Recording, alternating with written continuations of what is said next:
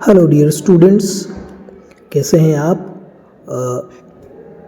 हम लेके आए हैं क्वेश्चन बैंक जो कि राजस्थान स्कूल शिक्षा परिषद द्वारा जारी की गई है आपको बोर्ड परीक्षा में मदद के लिए। अब उसमें जो है वो जो कुछ क्वेश्चंस हैं उनके आंसर नहीं दिए हुए हैं, तो उन्हीं में हेल्प करने के लिए मैं इस प्रकार की वीडियो सीरीज़ लेके आता हूं। तो आज हम चौथा अध्याय देख रहे हैं, उसका ये लेक्चर दूसरा है। पहले लेक्चर में हमने वस्तुनिष्ठ प्रश्नों को देखा है। अगर आपने वो वीडियो नहीं देखा है तो डिस्क्रिप्शन बॉक्स में जाकर आप ज़रूर उस वीडियो को देख लें। तो चलिए शुरू करते हैं रिक्त स्थानों की पूर्ति वाले प्रश्न। प्रश्न संख्या 13 है, किसी धारावाही चालक को दाएं हाथ से इस प्रकार पकड़ा गया है। एक धारावाही चालक है, उसको हमने दाहिने हाथ में पकड़ा है कि अंगूठा धारा की दिशा में हो। ये जो हमारा अंगूठा है वो धारा की दिशा को इंगित कर रहा है। तब मुड़ी हुई उंगलियां, तब जो मुड़ी हुई उंगलियां हैं वो किसको इंगित करेगी? वो इंगित करेगी चुंबकीय क्षेत्र की दिशा को। तो यहाँ पे हो जाएगा, रिक्त स्थान में आएगा चुंबकीय क्षेत्र। नेक्स्ट क्वेश्चन नंबर 14 हम देखते हैं। यदि किसी दक्षिणावर्ती पेच, यानी कि दक्षिणावर्ती पेच का क्या मतलब है कि अगर आप ऐसा पेच जिसको दाहिनी तरफ मोड़ने पर वो क्या करे, आगे की दिशा में गति करे, तो उसको हम दक्षिणावर्ती पेच बोलते हैं। ज़्यादातर पेच जो होते हैं वो दक्षिणावर्ती पेच ही होते हैं। तो इनको धारावाही चालक के अनुदिश रखा हुआ, एक कोई धारावाही चालक है ना, उसके उसमें से धारा बह रही है, उसके अनुदिश हमने क्या रखा है, एक दक्षिणावर्ती पेच रखा हुआ है। इसे इस प्रकार घुमाएं, इसको इस प्रकार घुमाना है कि पेच चालक में बहने वाली धारा की दिशा में क्या करे, गति करे। तब अंगूठा, तब जो अंगूठा होगा वो कौन सी, चुंबकीय बल रेखाओं की दिशा में घूमेगा। तो अंगूठा किस दिशा में घूमेगा, चुंबकीय बल रेखाओं की दिशा में घूमेगा। तो यहाँ पे आ जाएगा चुंबकीय। नेक्स्ट देखते हैं हम क्वेश्चन नंबर 15। यदि चुंबकीय क्षेत्र कागज के तल के लंबवत की ओर हो तो इसे क्रॉस से निरूपित करते हैं।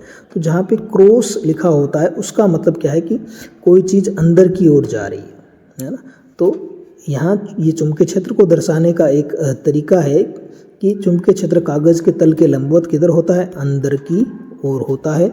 और इसी प्रकार यदि ऐसा हो, डॉट से जो निरूपित हो, यानी कि कुछ चीज़ बाहर निकलने की कोशिश कर रही है, तो यदि चुंबकीय क्षेत्र कागज के तल के लंबवत बाहर की ओर हो तब इसे डॉट से निरूपित हम करते हैं।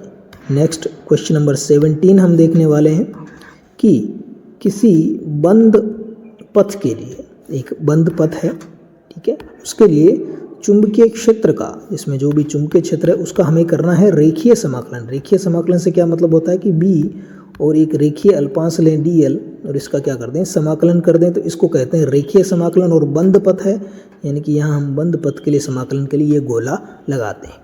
तो बंद पथ के लिए चुंबकीय क्षेत्र का रेखीय समाकलन, यानी कि ये चीज़ उस बंद पथ से संबद्ध क्षेत्रफल से पारित, अब ये जो बंद पथ है इसके अंदर जो क्षेत्रफल है उससे पारित जो कुल धारा है उसके बीजगणितीय योग का कितना गुना होता है। तो ये एम्पियर का नियम है, ये म्यू नोट सिग्मा आई होता है। तो यानी कि कुल धारा का कितना हो गया, म्यू नोट गुना हो गया। और म्यू नोट का मान भी आप लिख सकते हो 4 पाई इंटू 10⁻⁷ गुना होता है। नेक्स्ट क्वेश्चन देखते हैं 18। एक ऐसा उपकरण है जिसके द्वारा धनावेशित कणों को त्वरित किया जाता है।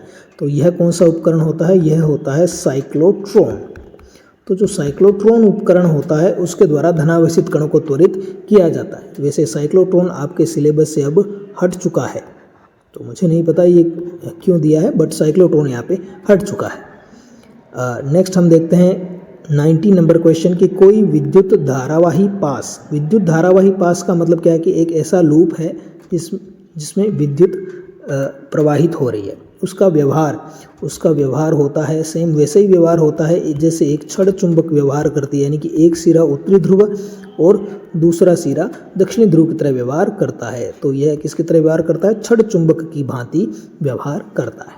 नेक्स्ट देखें क्वेश्चन नंबर 20 कि गतिमान आवेश अपने चारों ओर एक, जो भी गतिमान आवेश होता है हमने पहले ही पढ़ा, वो अपने चारों ओर एक क्या करता है, चुंबकीय क्षेत्र उत्पन्न करता है। अब चूंकि ये गतिमान आवेश है तो यहाँ हम ये भी लिख सकते हैं विद्युत क्षेत्र व चुंबकीय क्षेत्र।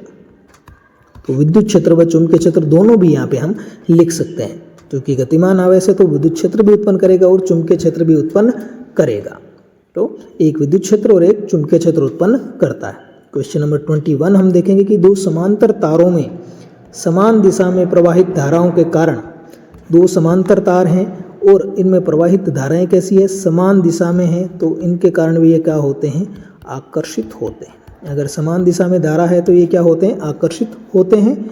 और वहीं अगर दो समांतर तारों में विपरीत दिशाओं में प्रवाहित धाराओं के कारण वे क्या होते हैं, प्रतिकर्षित होते हैं।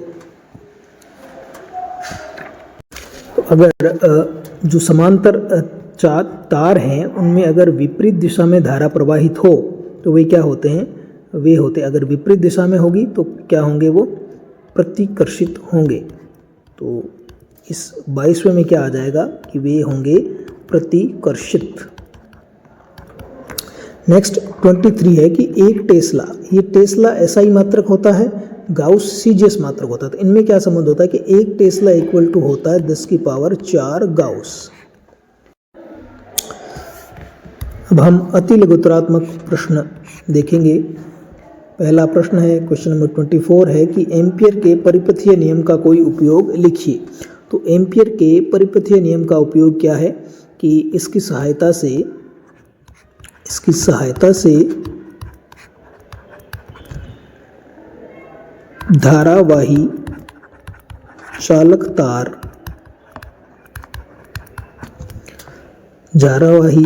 तार के कारण चुंबकीय क्षेत्र की तीव्रता ज्ञात की जा सकती है। तो एम्पियर के नियम से हम ये करते हैं, चुंबकीय क्षेत्र की तीव्रता ज्ञात करते हैं किसके, धारावाही चालक तार के कारण, जो कितना आता है, B = μ0I/2πr। तो ये हम एम्पियर के परिपथीय नियम से ही करते हैं।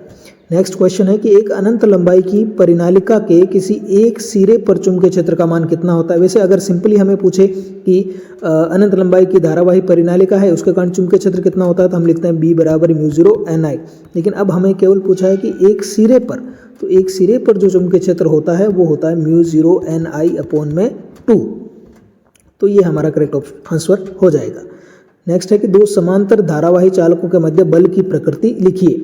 अगर धारावाही चालकों में समान दिशा में धारा प्रवाहित हो रही है तो होता है आकर्षण, और अगर धारावाही चालकों में विपरीत दिशा में धारा प्रवाहित हो रही है तो होता है प्रतिकर्षण।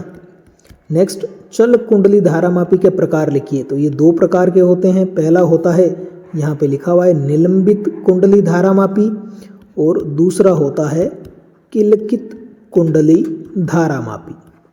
तो ये दो प्रकार होते हैं धारामापी के, निलंबित कुंडली धारामापी और किलकित कुंडली धारामापी। नेक्स्ट हमें पूछा है कि निलंबित कुंडली धारामापी में चुंबकीय ध्रुवों की आकृति कैसी होती है। तो चुंबकीय ध्रुवों की आकृति कैसी होती है, अवतल प्रकार के ध्रुव इसमें बनाए जाते हैं ताकि त्रिज्य चुंबकीय क्षेत्र उत्पन्न हो। नेक्स्ट अंतिम क्वेश्चन है अति लघुत्तरात्मक का कि चुंबकीय क्षेत्र में धारावाही चालक पर बल का सूत्र लिखिए। जो चुंबकीय क्षेत्र में एक धारावाही चालक है, एक चालक है मान लीजिए जिसकी लंबाई L है, उसमें धारा अगर I बह रही है और उसको B चुंबकीय क्षेत्र में रखा है तो उस पर जो बल लगेगा F वो होगा ILB sin theta, ILB sin theta, जहाँ थीटा क्या है, B और L हम कह दें लंबाई, या फिर B और I इनके बीच का कोण होगा। तो ये हमने अति लघुत्तरात्मक प्रश्न देख लिए और रिक्त स्थानों वाले प्रश्न भी हमने देख लिए हैं। आगे के वीडियो में हम आगे के प्रश्न देखेंगे। तो इसी तरह आप पढ़ते रहें। अगर ये वीडियो पसंद आए तो लाइक ज़रूर करें और चैनल को सब्सक्राइब करें। Thank you.